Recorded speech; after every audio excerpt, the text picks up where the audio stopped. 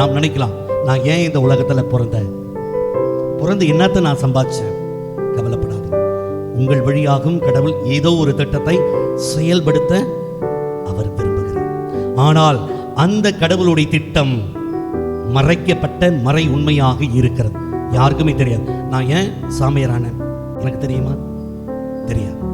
ஆனால் என் வழியாகவும் கடவுள் ஏதோ ஒன்றை நிறைவேற்ற விரும்புகிறார். ஆனால் அந்த மறைவாக இருக்கின்ற திட்டத்தை நம்மால் அறிந்து கொள்ள முடியாது.